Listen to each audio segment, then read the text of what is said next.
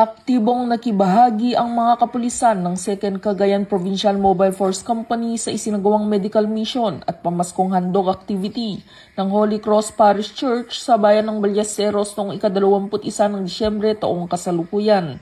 Mahigit 100 residente ang naging benepisyaryo ng nasabing aktibidad na naglalayong maghatid ng serbisyong medikal at pamaskong handog sa komunidad. Nagkaisa ang mga volunteer nurses at medical staff ng Holy Cross Parish Church sa isinagawang medical mission. Bilang bahagi ng matibay na ugnayan ng kapulisan at ng komunidad, ang Holy Cross Parish Church ay isang aktibong stakeholder ng 2nd Cagayan Provincial Mobile Force Company sa pangunguna ni Dr. Rose Lily Tala na patuloy na sumusuporta sa mga programang pangkalusugan at pangkawanggawa ng unit.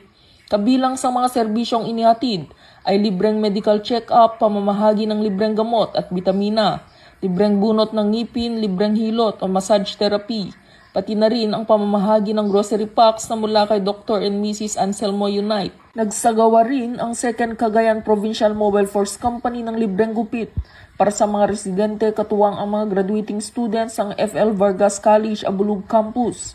Ang aktibidad na ito ay patunay na patuloy na pagtutulungan ng simbahan, kapulisan at iba pang sektor ng lipunan sa paghahatid ng malasakit at serbisyo, lalo na ngayong panahon ng Kapaskuhan. Dito sa Police Regional Office 2, ako ang inyong Police News Network Correspondent, Patrolwoman Ledesma, alagad ng batas, taga-taguyod ng Balitang Pulis.